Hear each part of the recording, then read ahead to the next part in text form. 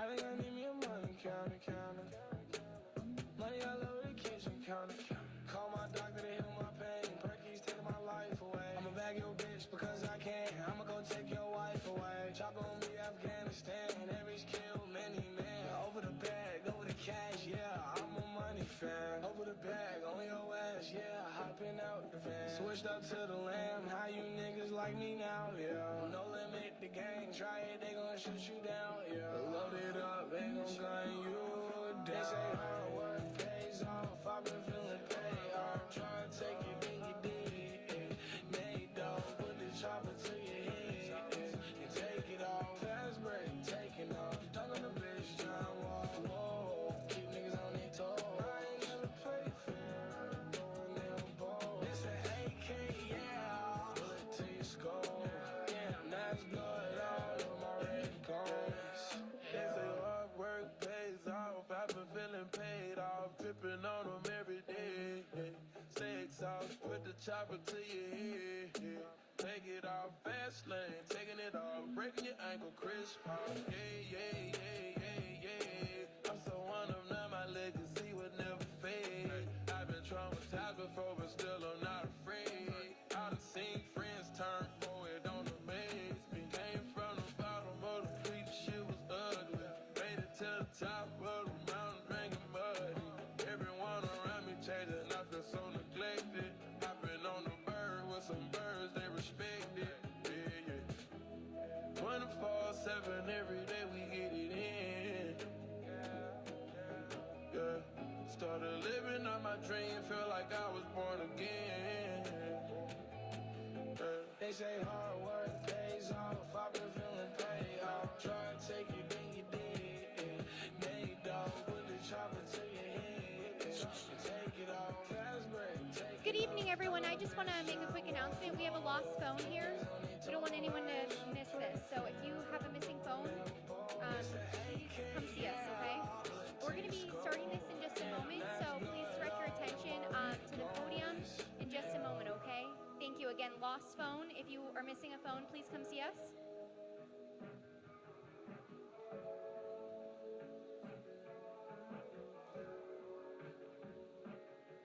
Oh, perfect.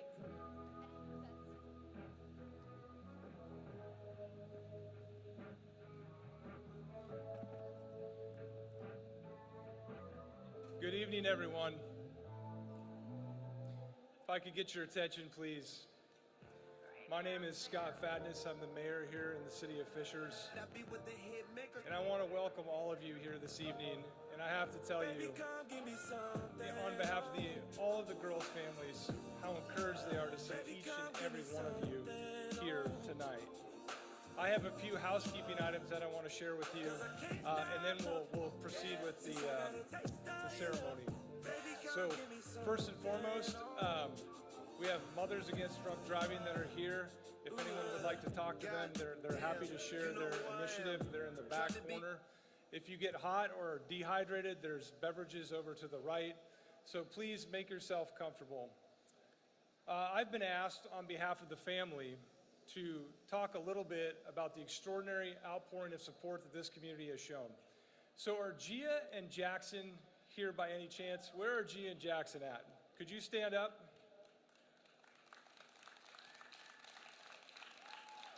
So Gia and Jackson on their own accord set up a GoFundMe page to support these families. And this community answered the call. And as of tonight, nearly $150,000 have been raised on behalf of these families.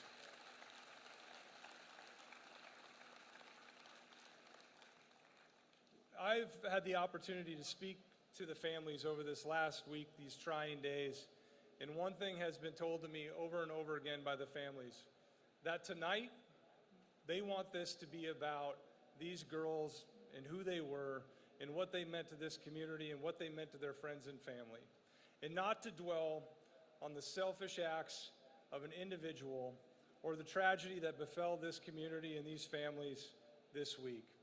So over the course of the next hour and a half, let's focus on who these wonderful girls were, what they meant to each and every one of you, the laughter, the good times, the memories, And to start this off, I'm going to ask Jason Kren to come up, and he's going to talk to you a little bit about each of the speakers and introduce them. Thank you.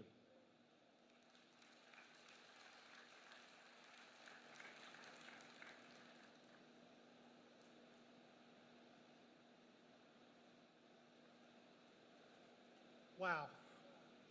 It is overwhelming to stand up here and look at everybody that has come out here in support of these girls and these families. It's literally breathtaking. Thank you. And as Scott said, tonight is going to have tears, sure, but it's not about the tears. You know, tonight we're celebrating 3 incredible lives. You're going to hear stories that are going to make you laugh. You're going to hear stories that might bring a tear to your eye. But at the end of the day, this is a celebration. This is a party. Andy Stone is out there in the audience somewhere. Where's he at? I'd like Andy to stand up because he's wearing the attire that sort of represents tonight. Take a look at that. That is what we're going for tonight.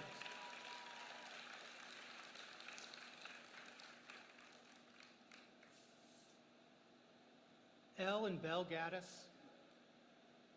were very special girls to me. My wife, who's sitting right here, her name is Lana. She and Amy, the girls' mothers, have been friends for 32 years. They met when Amy was 15 years old and my wife was 18.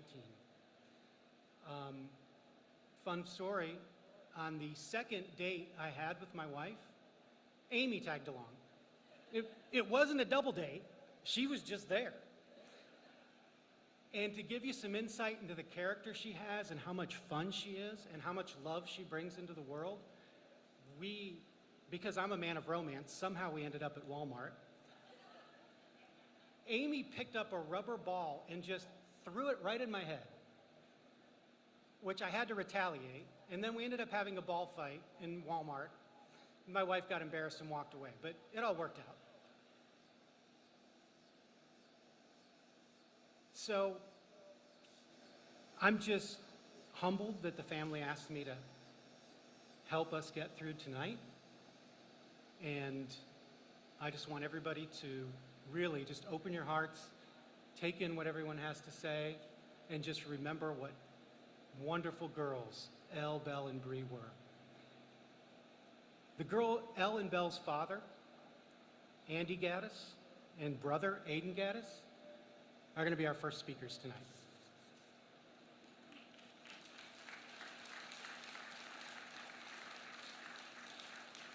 An angel appeared.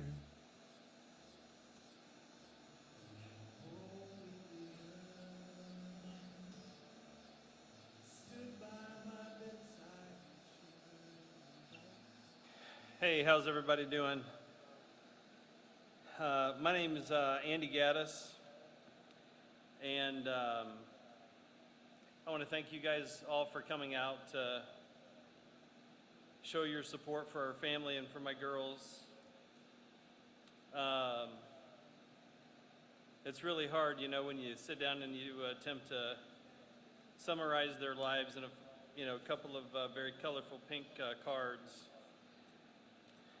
But I'll use these and I'll likely freestyle a little from them. But I will start by telling you that my girls were more than just special. They were like a light amongst light. Walk in a bright room. You have to forgive me because I have no issue with cursing, but they would light that bitch up. And there's just no other way to put it. You know, they were full of smiles and love and joy. I can't tell you how many times they'd come home, and I don't know if she's here tonight. Honestly, I'm not sure I remember her name. And I look down to this wolf pack of girls here. I'm not sure she's one of this bunch, but she could be. So I'm about to say something about split ends, and I hope you hold up okay. Because Elle told me one day, so I'm sitting next to this spectacular girl in art. We've been spending all this time together, and Dad, she's got split ends that you cannot believe. And she said, so you need to go and get her this shampoo that will help rectify this situation. I'm going to give her mine, but I'm going to need mine back ASAP. Check. And I asked her how she delivered it, and she said, very nicely. She didn't even know really that she had split ends by the end of the conversation. You know, there were just so many funny things. Most of the funniest things that Mia did were surrounded by, you know, it was mostly about her cat. She had a cat that she absolutely, and I'll stop and say that I can't believe had, because when I say past tense, I think it's a bunch of bullshit. It's some, you know, a person that I can't even understand chose to steal a vehicle, drive the wrong way on the interstate, and kill my two sleeping girls. They just bought chocolate milk. They're asleep on top of each other. And by the way, before I go any further, Macy is, she's gonna be one of mine now. And I'm so thankful that she's okay, that she survived. She's more than okay, she's perfect. But by being perfect and being here, she could answer the toughest question that I could ever ask. My greatest fear, I'd kind of quietly prayed to myself that maybe, just maybe they had fallen asleep. And we had to go to the arraignment for this human garbage that killed my girls. And when Macy spoke, she suggested that, you know, we had just been talking about our futures in college and where our kids would go to school, maybe one day where we would move to. And then I had an opportunity to visit with Macy and learned without any question that my girls were fully ear-butted up and hard slumped, asleep. So they never had to see or feel the fear that might come. In fact, the fear that only one of us in this entire space understands, which is Macy. So I want everyone to support her and lift her up and help guide her through life. She's so young and beautiful and perfect. And I fear that the worst challenges may be yet to come for her. And I don't want to forecast a negative future, but I will call on all of you to lift her up and support her in any way that you possibly can. If you see her and you think, I don't think you know me, and you know that's Macy, introduce yourself, hug her, and tell her that you love her, because she is here for some unbelievably important reason. And it was more than to just tell me my girls were asleep, I assure you. I am certain. So Macy, I love you, and I will always love you.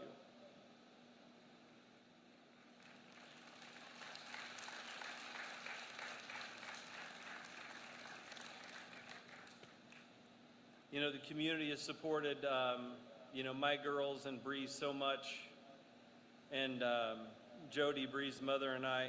In fact, I now love her. I don't, you know, it is what it is. I love her, and I'll love her for the rest of my life. In fact, I think her mom did my laundry today. And I'm grateful and I'm thankful for it. It's not all done. Actually, what I gave her is done, but there's still some yet to do.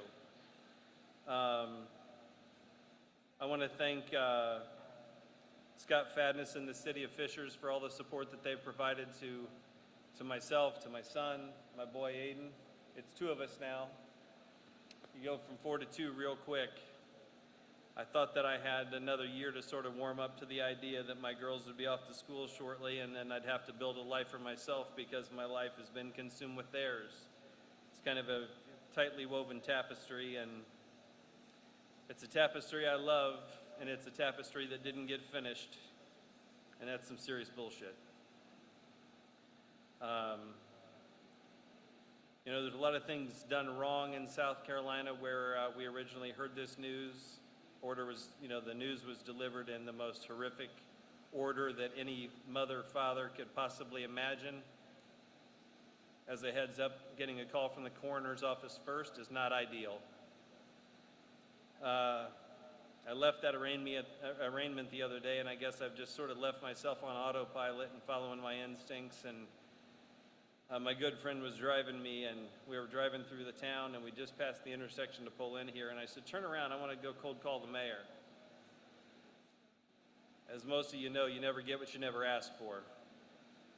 So we came in, we met the traditional gatekeeper. I'm sorry he's out for the day. He's a very busy, highly professional gentleman, and I'm sure you understand. And then this like 55-year-old lady that If it were just, I don't know, maybe 60, I don't know, she's spectacular, but if it were colder, she would have been wearing a knit sweater with little wooden hearts and little hinges so the arms and the legs would move. And she said, "Oh, baby, you come with me." And she drug us into the office. And she spoke to the reception gal, and that she suggested, "I'm sorry, he's out for the day." And then she said, "Well, call his assistant." She said, "Oh, I'm sorry, she's on her line." And that lady took my hands, and she walked up, she took my hands, said, "I'll be right back, baby." She walked upstairs and came back, and magically had Scott's assistant, who was unbelievable, and she said, "As luck would have it, he'll be back in about 10 minutes to see you." So we took his office and began talking about building tonight and turning it into something very special to represent my girls. And I don't know where he is, but I cannot thank him enough for the level of communication, his commitment to my family, to Bree's family, and to Macy. I will be forever grateful for what the town or the city of Fishers has done for our family. It just is, I can't explain it. I'm looking at something that I can't believe all these people are here because my girls are gone. But, we got some phone calls along the way that helped. We got a call from some folks in South Carolina that urged us to believe in their, not the coroner's office. That is, you don't want any part of that department. They should be shut down and eliminated permanently from the earth. I'm not suggesting any of you should do it, but I think the South Carolina folks are going to take care of that for us. But I just met the folks from, I don't know why they don't include fathers in this, but Mothers Against Drunk Driving. There's no father. Maybe there's the dad in there. There's a couple D's, but anyway. Sometimes your purpose finds you, sometimes you find your purpose, and it just seems to me like, I don't know what it'll be, but I'm going to light the world on fire for my girls.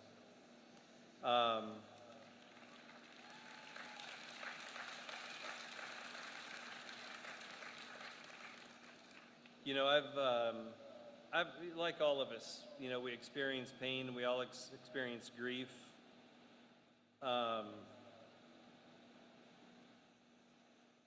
When people ask me, how'd the girls impact your life?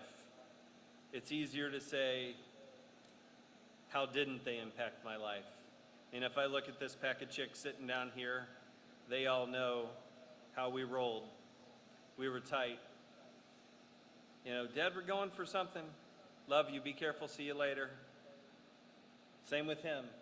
Whether he was, I don't know where all his crew is, but, his high school buddies are here, his college buddies are here, no matter what bus, no matter what car load, no matter where he was.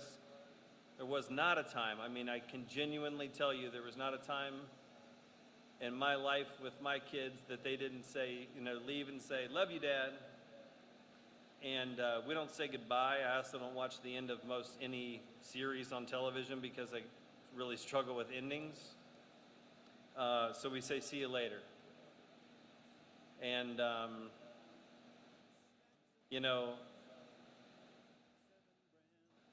they were very, very, very good girls. They were so different, but they were so the same.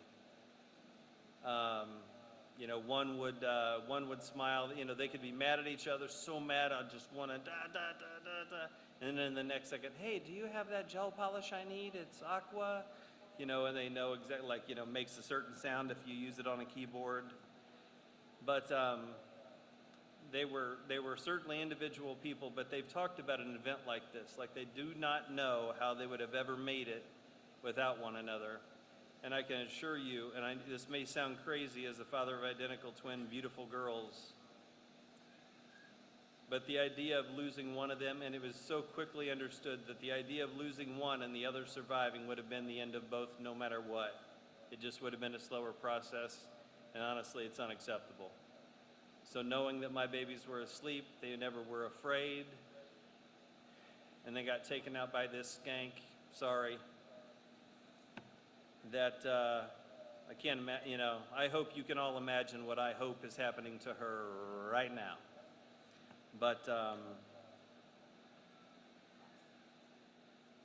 it's just easier to say, not what impact they had on me, but what impact they didn't have on me. We did everything together. I could do a French braid if anybody needs a French braid or a fishtail braid. I can knock that shit out, no problem. And I'll be able to for all time. One thing that is tough, it's real tough actually, is that, I let them go. I packed their bags, helped them pack their bags. Jill packed their bags. I repacked the car. We had a pre-flight checklist to make sure they were cock-locked, ready to rock when they took off, and they were ready to go. The image that some of you have seen is the very last image that I'll ever see from my girls. But I take tremendous comfort at the smile that they were showing in that moment. It's unparalleled. I mean, they were joy-filled. They were probably a little sloppy, loose on chocolate milk, I guess, at that time. But,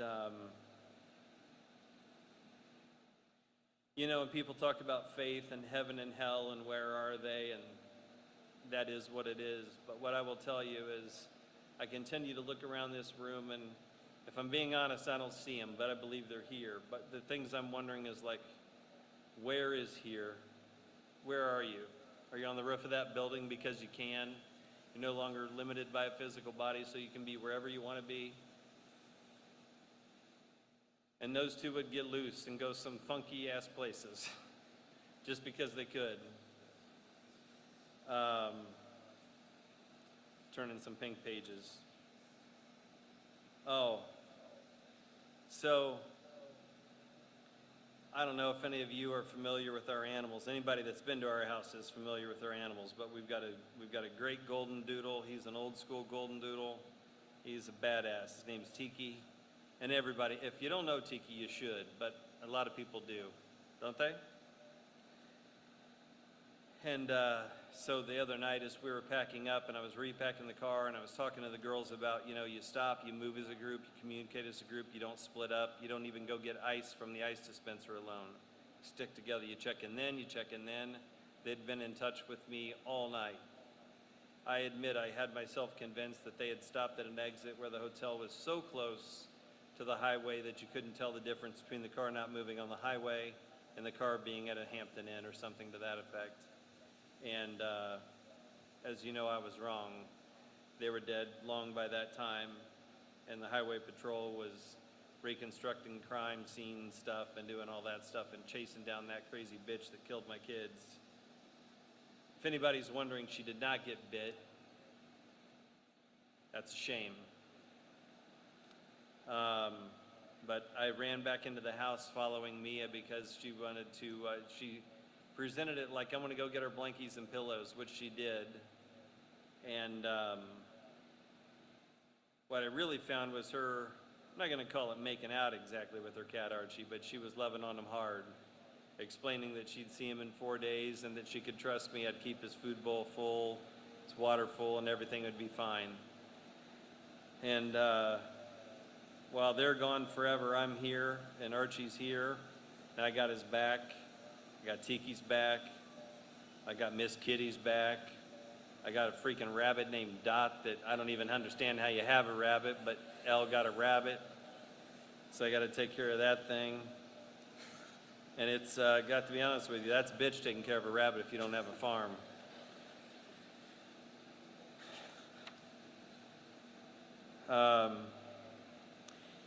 It's just easiest to say, if you looked at my girls' rooms, you'd know this, but Elle's room was like butterflies and rainbows and just sort of like we're just sort of floating along, doing our thing. She made a lot of stuff in her room. She designed a lot of stuff in her room. She recently has drawn some really beautiful things. And then if you just walk, it's not a big house, but if you just walk like 15 feet down the hall, you find Mia's room, and it is like perfectly ordered feng shui, beautiful mirrors, awesome ornamental pieces. It's perfection. It's just like you could go there and meditate peacefully without any distraction and love your life when you walked out of there. Fun story, I recently found her listening to a guided meditation, and I'm down with meditation. I'm not down with the voices that come with guided meditation. It's a little funny. But I walked down the hall and I leaned against the laundry door for a minute and I just was listening and listening and listening. And finally I had to have an answer about something, so I just sort of gently knocked like I do on her door. And she said, yeah, and I spoke to her, and then that night she said, Dad, you're never going to believe this. Just before you came in the door in the guided meditation, I'm aligning all my chakra stuff. And in the meditation, it said the next person that walks through the door frame of your life is going to be the guide of your life. So she was like, son of a bitch, you're my guide. You're my dad, how can that be? And I was like, well, I get you, so it's all good. So, you know, I went from having my boy home and my girls and the animals. I recently, Amy and I took Aiden to school just 2 days ago. I thought I had a year to stretch and flex and get ready for this next year where they would take off. And as it turns out, that day has turned to 0 days to prepare to be alone for the rest of the time. And I mean, you know, animals are cool and all, but those chicks were pretty great.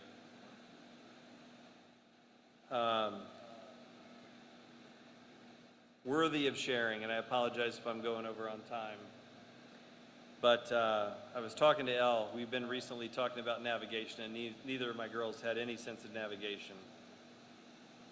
So we continue to work on it. They continue to not get it. So we were sitting at home, and I asked them, where's Flat Fork? And they went like, just dead nuts the wrong way both times. I said, so let's get the truck and drive to it. You continue to tell me where you think it is, and then I'll show you where it is. So we took that drive and we did it. We came home and we sat down in the exact orientation we had been at the table. I said, where's Flat Fork? And they said, dead nuts, wrong way. But I said to Elle, I said, you're familiar with the West Coast and the East Coast, and sharks here are still nasty. It's a little warmer water. Sharks here have become a little more nasty. It's a little chillier, but you're heading into some chilly water in South Carolina, and why don't you stay out of it? There's been some stuff in Rhode Island. And she said, real quick, what country? And she's the same girl that had been asking for a gym membership to La Fitness for, I don't know, a couple of years. So I love them very much. I will always love them. I will love all of you. And all of you for being here to support my babies. I couldn't be more proud. I'm thankful for the help that we've received from the state of South Carolina. Highway Patrol has done a great job and has been in great communication. But, you know, what I'm most amazed by is everyone here tonight. You drive down the road and you see a stake in the ground and you think, God, a terrible accident happened here. You drive down Brooks School and you see that white bike and you realize someone's been hit cycling there, and that's how they reference this death.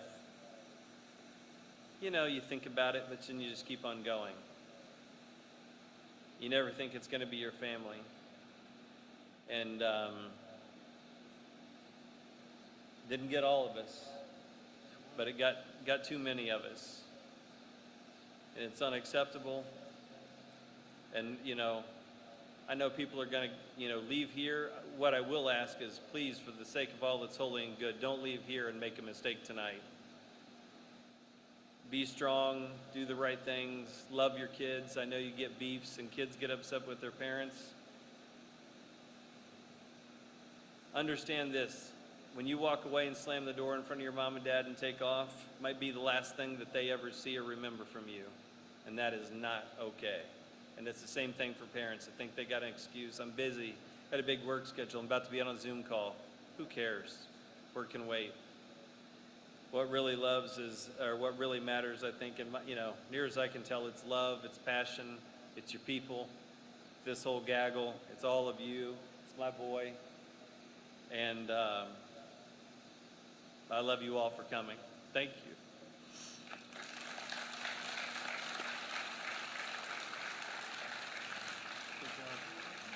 Love you.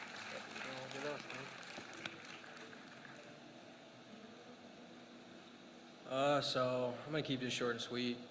From a very young age, me and my sisters kind of always bickered with each other, but we all knew that we would do anything for each other. When I was younger, I was like a huge fan of Airsoft, and they loved these American Girl dolls. I'm sure you all know what those are. I kind of put those things through a lot of hell. Like I said, I was super obsessed with Airsoft, and I had all these zip lines and stuff like that, carabiners and that kind of stuff, and we had a banister at our house above the stairs in the living room, and then the kitchen, or the fireplace was right there, and I would tie a zip line to the fireplace and send those things down, and the heads would fly off and all that kind of stuff. But like I said, I always knew that we were there for each other, and they knew it too. And if you know me, I was really protective of them because they're my sisters, you know. They were great people. I don't really have a bunch of shit to say because it's just hard. I'm still kind of at a loss for words, but like I said, I was really protective of my sister, so I feel like it's kind of my job now to help you all, keep all of your people safe. And I'm not here to teach, but I feel like it's the right thing to do. First of all, I just want everybody to see, like, just look around and look at all these people. There's a lot of weird shit going on in the world right now, and a bunch of bad people and weird stuff going on with debates and all that kind of junk, but it's a waste of time. And as you guys can see, everybody put their differences away. Even COVID kind of just flew out the window for a couple hours here, which is the right thing to do. But what I want you guys to walk away with today is something that you can play in the rest of your lives. Don't fight with people over stupid things. In that moment, you're going to be so mad, but you don't realize how fast it can just be over and they're gone. So keep your people close to you. Love everybody hard, and just put stupid differences aside because this shit's fucked up, as you can all see. But we're going to be okay. I just want to take a second. Thank you all so much. And there's my whole entire damn near fraternity is over here, and these guys have been my rock, my family. And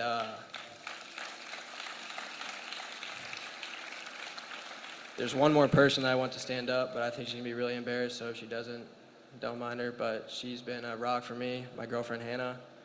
She's done a lot for me, and this time's kind of hard, so go ahead and give her a round of applause, please. And it's amazing that all you guys are out here tonight because, like I said, this shit's fucked. But we're all there for each other, and we're never going to give up, and we're going to keep fighting hard. And now we have a bigger reason to kick some more ass. So I thank you all for coming out, and thank you for being here and supporting my family and rallying together for this common cause. And please keep this in your daily lives forever, because these little differences, they don't matter. This is a community. Most of you guys don't even know each other, I have a feeling. Stay close and love everybody. You never know what someone's going through. So before you say something mean, I'm bad at this myself, I'll admit that. Think about what you say, because you could just say it to the wrong person and it could have a deep impact. So these girls are going to live forever. Like my dad said, I know they're right here. We have a great family and a support team behind us, so we're going to be all right. We're going to make them proud. And now we have strength that a lot of people can't understand to do amazing things. So we won't let this die, and they'll live forever. Thank you.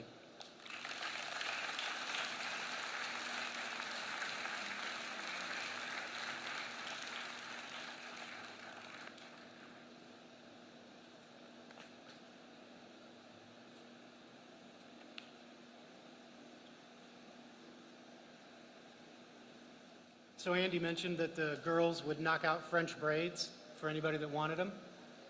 Believe it or not, I was the recipient of that at one point in time. No, one time we were playing, I was playing dress up with Elle. I don't know how I got roped into it, but I know there were Disney princess costumes involved, and I'm pretty sure some makeup and a few other things. And so I'm doing my best. I'm picking out, like, you know, Jasmine skirt and maybe like a bell top or something like that. And she had her little outfit on, and I looked at her and said, "You look beautiful." And she stuck her chin up in the air and her hands on her hips, and she said, "I know I'm beautiful." That was the best. So I'd like you to welcome Bree's mother, Jody Foster, and her older sister, Haley.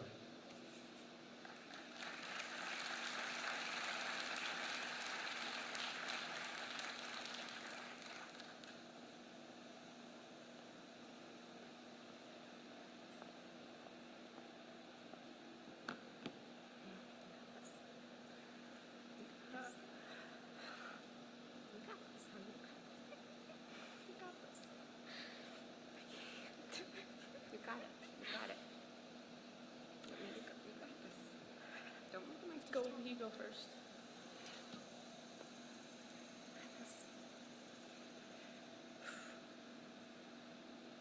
I thank you guys all for coming. Peanut, I don't know where to begin. You and Haley were my world and are my world. I don't know what to do or to say. I'm in complete denial. I hope as you are looking down on us, you see how much you are adored and so loved. There are so many memories that I have that I will treasure forever. I will miss so many things that we did together.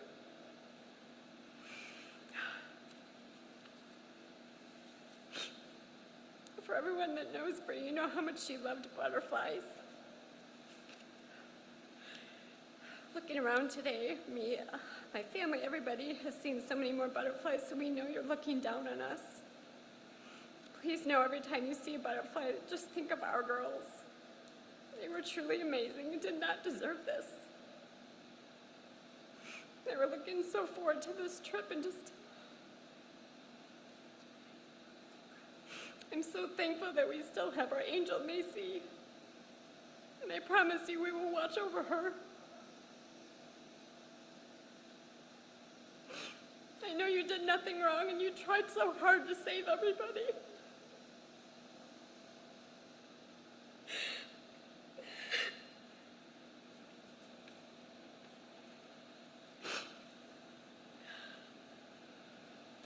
I'm sorry.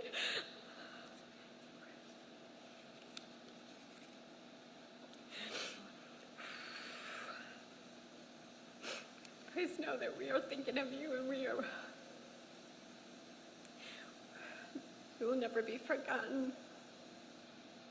Please continue to look over us.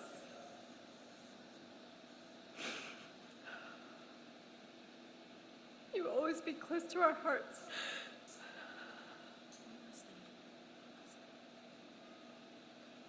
Until we meet again, baby girl, I love you, Peanut.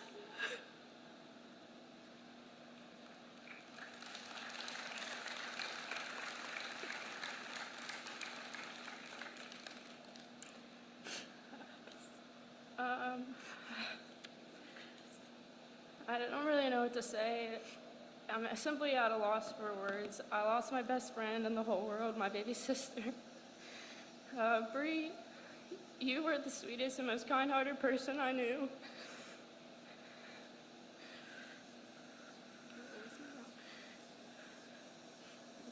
You were always my rock when things got tough.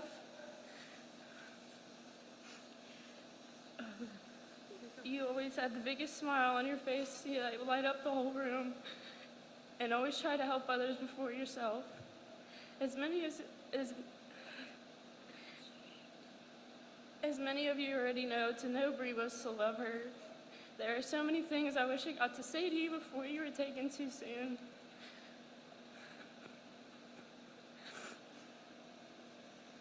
I wish I got to tell you how much I loved you and how proud I was of you. Everything I do for you, everything I do is for you, and I know I'll continue to make you proud. Until we meet again, I love you forever. Thank you all for coming.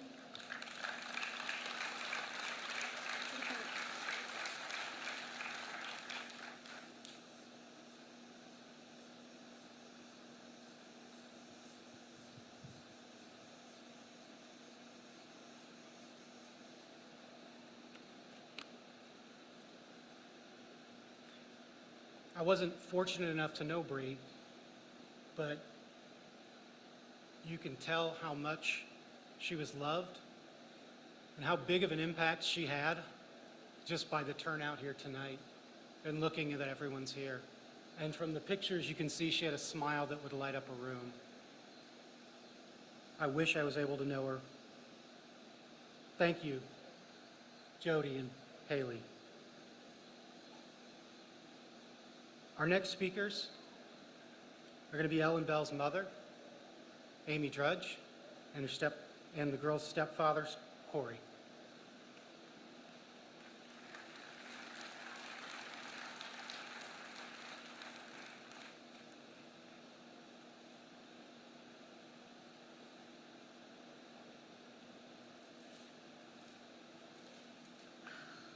Good evening.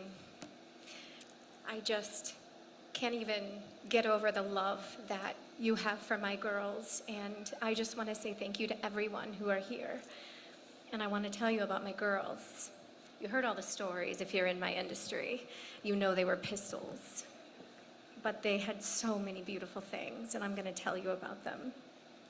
August 29th, 2003, Eliana Lee and Isabella Lee Gaddis made their debut into this world, defying the odds as they put them in my arms. I was 5 months pregnant when I found out I was having twins. Immediately, they told us that the girls wouldn't survive. They were identical twins, so they shared a placenta. One baby, Elle, she was baby A. She was taking over the other baby, Belle, baby B.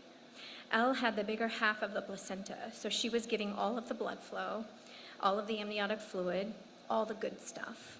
Belle wasn't getting enough, so they said that we would be lucky if one baby survived. We proceeded as planned. We so wanted these babies, and now no babies or only one baby would not do. They arrived perfectly healthy and didn't spend even 1 minute in the NICU. They have always been all about the entrance. I want to tell you about their names. Their father chose Eliana. It means God has answered me. I chose Isabella, and it means God is my oath. When we had to choose 2 names for twins, I always said, why would you name your children rhyming names? And then as they grew, their names quickly got shortened to Elle and Belle. I brought them home from the hospital very worried about my mental health. How would I manage twin girls and a 22-month-old boy? I soon realized what a tribe was. Our family and friends came and allowed my mental health to stay intact. The girls would say this is arguable. I was the most fortunate girl in the world and chose to be a stay-at-home mom. I have never regretted any second of that, especially now. I got every moment with them, and I drank them in. When I would get tired, our tribe would arrive. Grams, Gramps, Nanny, Aunt Jama, Laura Gay, my best friend Lana, her husband Jason, and their daughter Lauren. I need to say that I wouldn't have survived if not for Lana. I didn't like staying home every day. She would call me and I would tell her what we would do that day. Children's museum, the zoo, the pool, the park, it didn't matter. She and Lauren would come. Lana would take baby Belle. I would take baby Elle. Lauren would hold Aiden's hand and make sure he stayed out of mischief, and we would have a ball. Lana would always thank me for having her second child, Belle. We spent endless days at the neighborhood pool in Gray Eagle. So many of you are here tonight. All 3 of them still have friends from those endless summer days. They grew up. Life happens fast. Elle would cry so hard as a baby she would pass out. It scared me to death. They were beautiful babies and always had each other as a pal. I have the best brother in the whole wide world, their Uncle Benny, but I never had a sister. I always felt so proud that I gave them that, the gift of each other. We often felt sorry for Aiden, that he was a singleton. They tried every sport, from cheer to gymnastics to softball, but by far their favorite was riding horses and going to summer camp at Hartmeyer Stables in Muncie with their coach, Jennifer Fike. Then came school. They were blessed with the same kindergarten teacher that Aiden had, Mrs. Kim Morey. When Aiden was in her class, I started a book club with Mrs. Morey and some of the moms that I had met that special year. They're all here tonight, and these beautiful friends have watched my children grow, and the girls always considered them part of their tribe as they grew. Each one of them have had and have their backs. Time travels on, and the divorce happened. It is the sadness of my life that they had to experience this. It did make their life difficult. I tried to overcome in every way for them. Mostly my parenting skills came on strong. I wanted to teach them character and perseverance in spite of adversity, and that the heart is all that matters in just everything. Of course, I started working. I had no idea what I had found. All I knew that this mortgage company, Fairway, needed help at the front desk, so I interviewed and got the job. God had a beautiful plan. This was the start in my real estate industry career, and it was a divine intervention that gave this industry to me and to our girls and our family. If you look to your right or to your left, you will see a realtor or a lender or an appraiser or an inspector who knew Elle and Belle personally. To our Ruoff family and our Choice Home Warranty family, thank you for allowing this stay-at-home mom an opportunity to still make my babies everything. Family first is always the motto in this industry. Doing what I do for a living has allowed me to attend all of their school functions, their doctor's appointments, the orthodontist, stay at home on sick days. Also, I got to share our girls with so many of you. Elle and Belle would occasionally attend my BOR events with me. They volunteered to clean up the city streets. They did fundraisers for the Realtor Foundation and were thought of by our extended real estate family. Thank you for loving them and for helping me teach them to give back. Then came their step family. Corey, my beautiful husband. We struggled to blend these families. Whew. 6 beautiful children, 3 boys, 3 girls. He calls them the 6 Musketeers. My dad calls them the Bratty Bunch. We were in way over our heads, and we did a lot wrong. But one of the joys of my life has been watching our children love each other. All 6 of them hit the jackpot, whether they knew it or not. Cody, Aiden, Chad, Kylie, Elle, and Belle. The special times that we have all shared and the bonds that they have will forever be my joy. My girls especially loved their brothers, and those boys had their back. Every boy in Fishers knew that Aiden would kick their ass if they came near his beautiful sisters. He did actually do that a couple of times. And to those boys and parents, sorry, not sorry. Except Osama. Belle dated Osama when she started her freshman year. They had this inseparable bond. He put her on a beautiful pedestal, and he loved her deeply. To you and your family, Osama, you will forever be a part of ours. Thank you for loving her. And Carter, Elle loved Carter. He whisked her off to Disney World without my knowledge. I was so angry. He told his parents he got permission. She got on a plane without my knowledge, 17 years of age. After the tragedy, I high-fived him because he gave her such a beautiful memory. Isabella was the quiet one, if we could call it that. She was very internal and very zen. She loved plants and succulents and her cat, Archibald Gunther. She worked for several years at Murphy's, and she adored her people there. She had quit her job recently there and had gone to work at the preschool that her sister worked at, Little Explorers. They're all back here tonight. It was Elle that found a love for these children first. Her childlike heart latched onto those babies, and she loved them, and they loved her right back. Day after day, she would come home, and Lori, I'm so sorry if this wasn't allowed, but she would show me video after video and pictures after pictures of those babies. She was laughing with them and running with them and playing with them. And this was such joy to Elle and I. I do believe she was being led to teaching in some capacity. Thank you, Lori, for taking care of my beauties and for teaching them.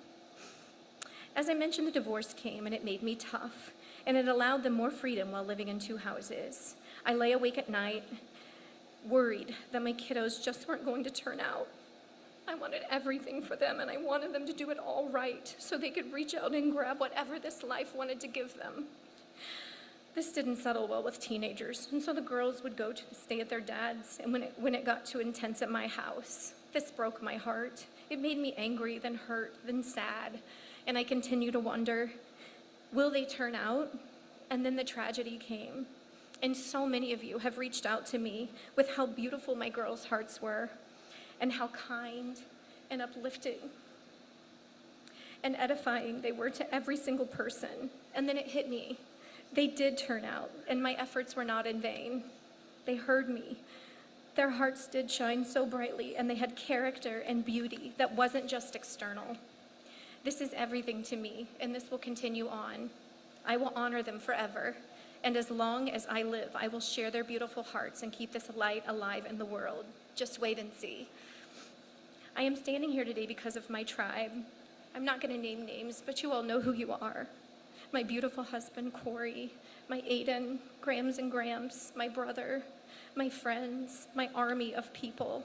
Our girls were rich with love, and I don't think there is anyone in this world who loved anyone, any single more ounce. To their beautiful brother, Aiden, I love you, and I know you will always help me shine their lights. I want to tell you to keep your heart so soft and do not become bitter or angry. Our grief will come in stages, but bitterness will only dull the sparkle that we must keep shining them for them forever and ever. Their lights will not go out. Give love, do good, be kind. And then I want to tell you what they loved, and then I'll stop talking to you. Life, animals, Lula, Dex, June, Tiki, Archibald Gunther, Dot, Da Vinci Archer, Jillian, their bestie, and all of Jillian's family. They loved you so much, Jillian. Sushi, Starbucks, Indian food, thank you, Osama. Laughing, flowers, the sky, be it at sunrise or sunset. People. Someone asked me the other day what they were good at, and I really thought, oh no, and then it occurred to me, they're good at people. Elle loved to draw. Belle loved plants and zen and all things beauty. Thrifting, Florida beach trips, their grandparents, their family. They loved our holiday get-togethers and playing games and sharing time with family. Netflixing and binging shows. Musicals, although I might have forced that on them. Boat days. The list could go on, but friends. They loved life, and it loved them right back. Thank you.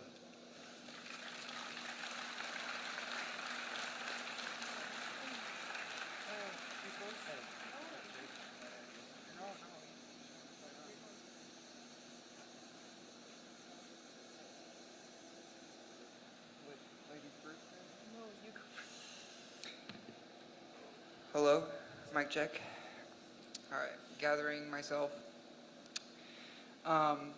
Before I even read this, I just wanted to say that the girls loved everybody.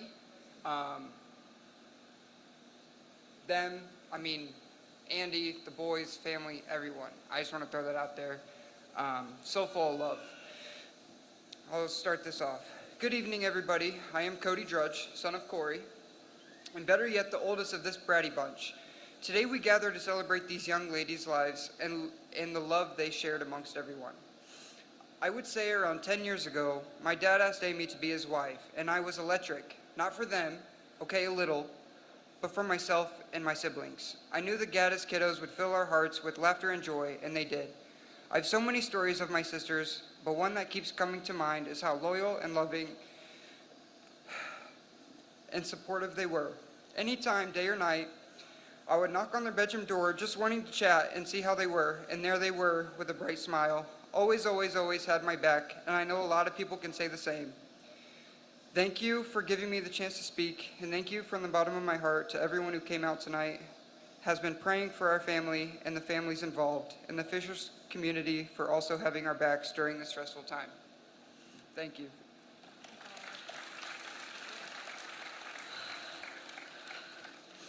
Okay, just to start off, I'm not really good at speaking in front of people, but from the moment I was born, me, my mom, and them, and just everybody, we had lived back, we were backyard neighbors, and from the moment we could talk, we were spending so much time together, and with Aiden talking about airsoft, the one moment that I will always remember, Aiden would chase me and the girls around with Nerf guns, and I don't know why it was just a Nerf gun, but I would be so scared that I would lock myself in the bathroom with the girls and just cry, bawl my eyes out, and I will always remember that. But to start my actual speech, I wanted to say hi. There's so much I want to say, but only so much time. Not only were Elle and Belle the sweetest and funniest girls I had the honor to grow up with, but they were also the most selfless, caring girls I knew. From the moment we were both born and were able to talk, I remember playing in our backyards together and spending endless amounts of time together with them. To the second they walked in that door at my dad's house and I saw them again after moving away from each other, it was such a dream come true. I remember the moment my dad proposed, and it was one of the happiest days of my life to know that they were going to be family. Not only was I blessed with 3 new siblings, but I was also blessed with a wonderful stepmom. Being able to call you family is one of the greatest things I've encountered in my life. These girls can make the entire room light up with their smiles. Our family has had our differences, and I didn't get to see them as much as I should have recently, but we would always check up on each other to see how things were going. Losing them made me feel like a part of my heart was gone, and there's a hole there that nobody will ever replace. These girls had always brought everyone so much joy when they walked in a room. And when we had first moved in all together, I had the wonderful chance to meet a bunch of their friends. And they remind me so much of them.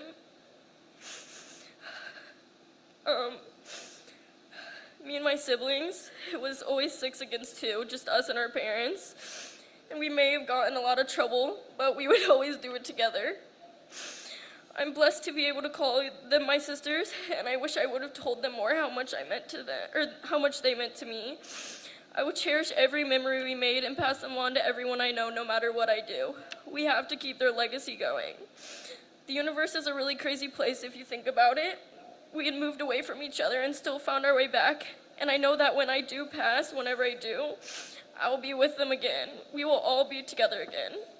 I will forever and always love these girls, and this isn't a goodbye, it's a may we meet again. Rest easy.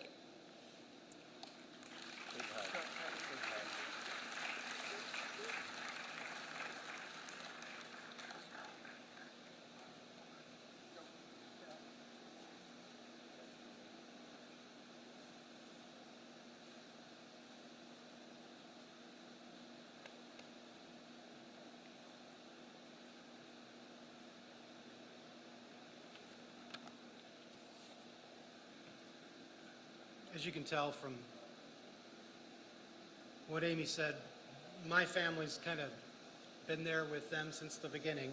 I kind of joke that we've known the girls since they came out of their packaging.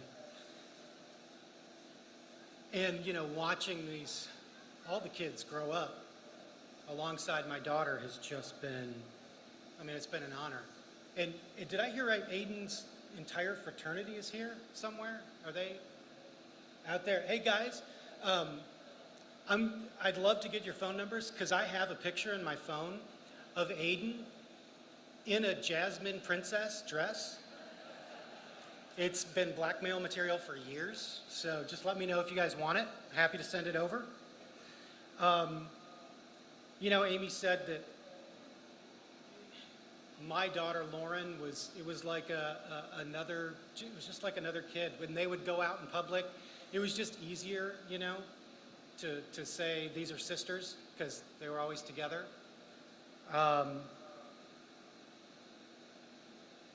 So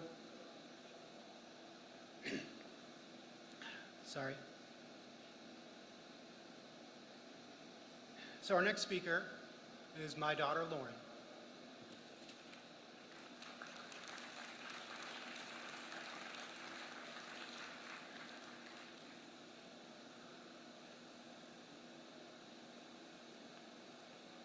Hi everyone. My mom and Amy have been best friends for over 32 years. So as you can imagine, from the moment I was born, I had 2 moms, and our families were practically joined at the hip. Growing up, my only wish was to have a sibling. If you didn't know, I'm an only child. So even though my mom did not pop another baby out, my mom's best friend gave me the next best thing with Aiden, Elle, and Belle. Growing up, we did absolutely everything together, and one of my first vivid childhood memories is the day that Elle and Belle were born. My mom and I were sitting in the car, and I was young enough, I didn't know exactly what was going on, but I remember my mom turning to me and saying, "Do you know where we're going?" And I said, "No." And she replied, "Amy just had the girls, so you're gonna get to meet them." And I remember being so excited because I knew they were gonna be a really big part of my life. Unofficially, I was Amy's fourth child. Whenever we would go out, Amy would always introduce me as her kid because it was easier than explaining the relationship. And even though Elle and Belle and I weren't related by bloods or genes, we had the same kind of bond a sister would have. One of my favorite memories from childhood is when my dad surprised Amy and my mom with a weekend trip to New York City for my mom's birthday. That meant that my dad and Elle and Belle's dad were in charge of all four of us, which is just a recipe for disaster. In a series of unfortunate events early in the weekend, I got the stomach flu, and then Elle got the stomach flu, and then Belle got the stomach flu, and then Aiden. So they decided that they were going to shove us all into a spare bedroom, and they were just going to leave us there. So we were in there for like a day, and we didn't know what to do. So we decided to watch the Brady Bunch of all the shows we could have picked. And Elle and Belle, through their pukes, were laughing, and we were all having a great time, even though we were super sick. And I know way too much about the Brady Bunch now, and the theme song's like ingrained in my memory. Another memory that always makes me laugh is one year during the 4th of July cookout. It was late 2000s, and a beautiful evening, and Low by Flo Rida was blasting on the speakers, and Ellen, Belle, and I thought that could have possibly been the best song we had ever heard. All of the moms in the neighborhood were dropping it low, so that's what we thought we had to do. So we were playing it on repeat, dropping it low, playing it on repeat, dropping it low, and at the end of the night we made a pact that we were going to learn every word of the song. And it's safe to say that was shot down really quick when I got home and printed out the lyrics, and my mom snatched them out of my hand, and I'm like, "Why?" She's like, "You're not learning the words of this song." The summer before I left for college, I wanted to do something special for the girls. I was obviously driving at this point. I was 18, and Amy agreed to let me drive the girls downtown so I could take them to the Demi Lovato concert before I left. I wanted to make sure I got to spend time with them and squeeze them tight before I left for school because I wouldn't get to see them as much once I left. I remember us blasting music as we drove downtown, laughing about boys because they were finally at the age they started to have crushes, even though they adamantly swore to me in the car that they liked no boys at their school. And they stuck by that. Once we got to the venue, I took them up to the suite because my dad had given us the ticket, so obviously we were in like one of those suites where like a work suite was. And they acted like they owned it, and they were talking to people that I didn't even know. They were taking full advantage of the free food there, and we just danced the night away. And I'm always gonna cherish that day I got to spend with them. Elle and Belle were seriously amazing. They could light up any room. They were stubborn as all get out. They were smart, beautiful, and have obviously made an impact on all of you. But most importantly to me, they made all my dreams come true and let me be their fill-in older sister for 17 years. I love these girls so much, and I wouldn't trade any moment I got to spend with them for anything.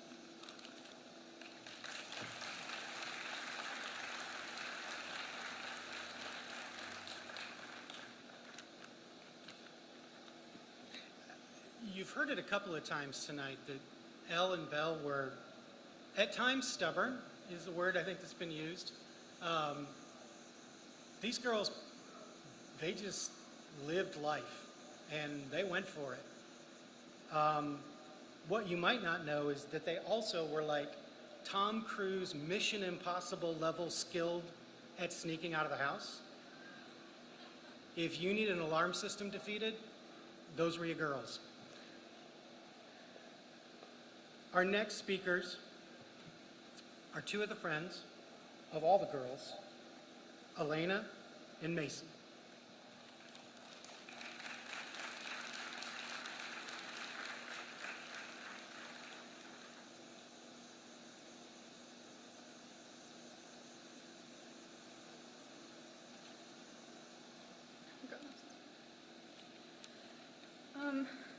As most people can probably tell you, I'm a pretty shy person. But it wasn't like that when I was with these girls. It takes a very special kind of person to get me to open up. And all three of these girls did it within minutes of me meeting them. They were all so kind and welcoming. Brielle and Belle were the kind of people you only meet once in a lifetime. Brie was the type of person you could call in the middle of the night and she would be there. It didn't matter how late it was or what was wrong, whether you needed help or you just felt sad, she would come. And she was such a hard worker. I always admired that about her. If she wanted something, she would work her ass off to get it. And she always looked out for those around her, making sure they were okay and that they felt comfortable and weren't doing anything too stupid. Sometimes I felt like she was my second mom. She was also someone who was up for anything. If I wanted to go on a spontaneous day trip to Cincinnati, or wanted to dress up and meet strangers, or even go to Mexico for the week, she would be the one I called. She was just someone you could talk to about anything. It didn't matter how trivial my problems were, or how boring my stories were, she would listen. I think Elle and Belle were different from Brie, but the same in all the best ways. They were just as welcoming, just as kind. They were always laughing, and everyone who knew them knows how contagious their laughs were. Elle and Belle were the type of people that could be friends with anyone. They were so selfless, always putting those around them first. So kind and welcoming. You were always laughing when you were with them. After meeting them for the first time, I already felt like we were good friends. That's how easy it was to get along with them. I felt like I could tell them things I couldn't tell other people, and I knew they wouldn't judge me. It didn't matter how I was feeling or what I was going through. I was always so happy when I was with them. It was a blessing to have known Elbo and Brianna. And I feel so lucky. I feel so lucky not because I lived, but because I got to be with them during their final moments. I got to see just how happy they were. I remember Elle telling me it was the happiest she had been in a long time. They were so excited for a trip, but they were also excited for life. Brie was going to move next year, and she was so happy to get to see new things, have new experiences, and meet new people. I think that she is still doing that right now. I think all three of them are. And part of them is still here with us. They always will be. But I think another part is somewhere else, somewhere none of us have ever been. Their souls are living on in another place, seeing new things, making new experiences, maybe even meeting new people. Elbel and Brie were not here for as long as we all wanted them to be. But even in the amount of time that they were here, they touched so many individuals and impacted so many lives. We should not mourn the fact that they are gone, but celebrate in the fact that they were ever here at all. It is such a blessing to have known them, no matter how long or short. Because of this, nothing else seems as important. And the sorrow and the grief don't matter so much. I still think this town is so lucky, because at some point in time, we had Brie, Ellen, and Belle.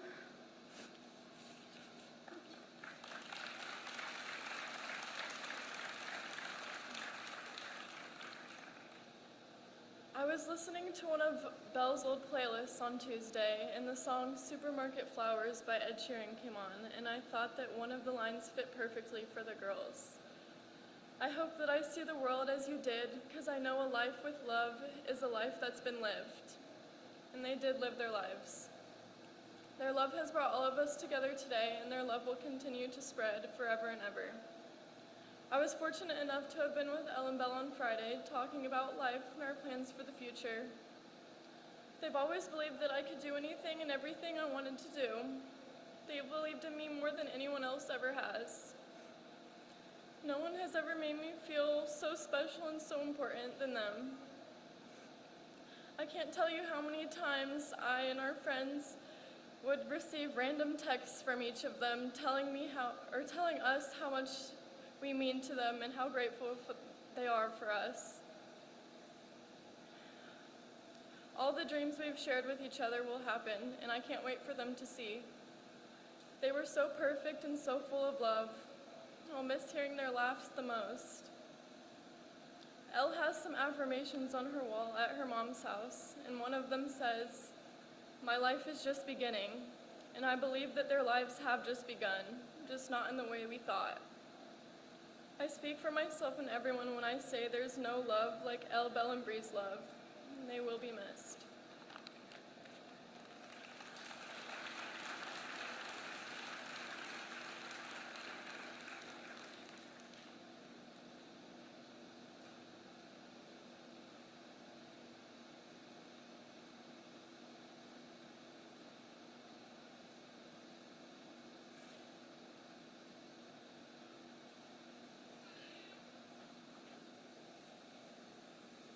I think we have one more speaker that will be joining us in a moment, but before she gets here, everybody's got their glow sticks. Do they? I know I saw this is a technical term, shit ton of glow sticks getting handed out. So, all right, now that it's dark, we want you to crack those things open, get them started, get them glowing. Necklaces, highly recommended. I see that, excellent. There's more. If anybody doesn't have the glow sticks, please get those going. Because when we're done with the speaking, the music's going to come up, and we want people to enjoy the evening. And the glow sticks, they represent all the light that these girls have brought into the world. And at 9 o'clock, so everybody check your watches now, please. At 9 o'clock, look that way. That's all I'm going to say. Look that way. 9 o'clock. Our last speaker was Ellen Bell's BFF, Jillian.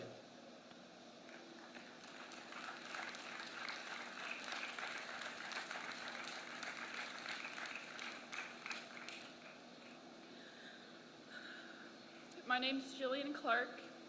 I just started my senior year at HSC, and since 5th grade, my best friends have been Ellen Bell Gaddis. I remember the first day of 5th grade. I walk into class and I see these two twins, and I think, like, I definitely know them from somewhere. And as the days go on, we learn that we used to play on the playground at Billericay Park while our brothers played baseball together. And ever since then, it's been El Bell and Jill, or Old Bull and Joel, depending who you ask. I tried to think of special memories that I could share of them, but I couldn't choose because every single memory that I made with them was the best memory of my life. So I'll just go over a couple that came to mind. Our trips to Destin, our stupid vlogs that I'm so thankful that I have. The concert that Belle and I went to here together, and the many other concerts we had all gone to.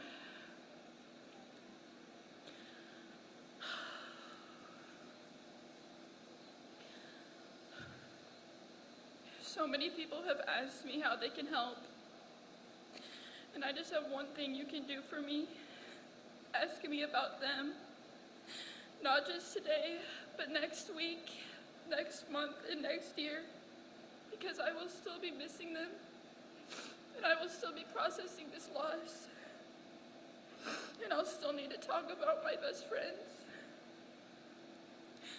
The pain right now is indescribable, but I have hope.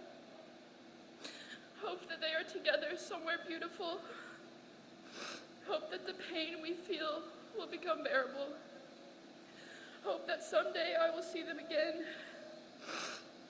And I hope that I will live in a way that would make them proud. I want to finish off with a quote. If you have lost someone that was once a beautiful part of your life, remind yourself that energy cannot be created or destroyed. It can only be transformed. That is a scientific law. Everything in this world exists within a cycle. Our bodies, the nature around us, the stars, the whole entire universe. And if we think of that law, we can appreciate those periods of evolution, those periods of death, and reframe them as periods of transformation. The energy that exists within these girls and the love we shared and the hope we felt, it's never gone. It exists out in the world somewhere waiting to be rediscovered. Because the truth is, we never really lose the people that we love. They are knotted within sunsets and carried by the rain. They are the fragments of light that reach you on your hardest days. They are in the laughter of your friends, in the music that makes your bones ache. Their love, their beauty, and their energy doesn't just disappear. It finds new ways to reach us. It finds new ways to connect. So let's all pay attention and admire the beauty in everything there is around us. For my best friends who became the sky.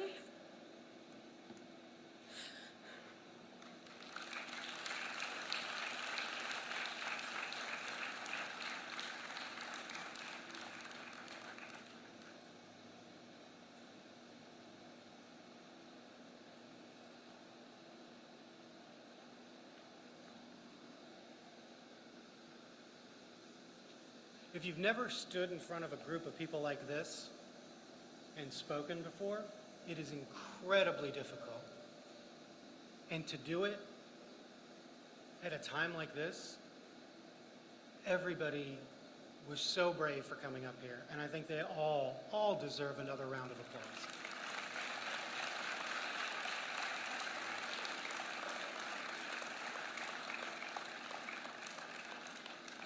It's damn near impossible to come up with the right words at a moment like this. And thankfully, there's a lot of people that have come up with other words in songs and poems and books that talk about remembering someone close to you, remembering people like these three girls, these three beautiful, wonderful girls. And I found one that I thought was really appropriate. Memories can hurt, especially at a time like this, but ultimately, those memories are what brings you comfort and what brings you joy.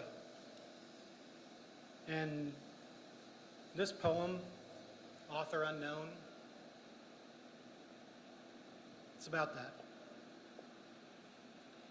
Your smile never fades or folds away in memories. It beams warm and glowing, a forever sunrise to greet all of my days. Your laughter, loud and proud and booming with mischief, is the song filling my ears, tickling my soul and drowning the ache of absence. Our time stretches on. Clocks cannot tick away the seconds or the minutes or the hours. You are here. You are with me. Your smile never fades. Amy, Corey, Jody, Andy, we all love you. Everybody, they're going to crank the music. I want this to be a fun celebration until we light up the sky for these girls. Thank you. Thank you, everybody.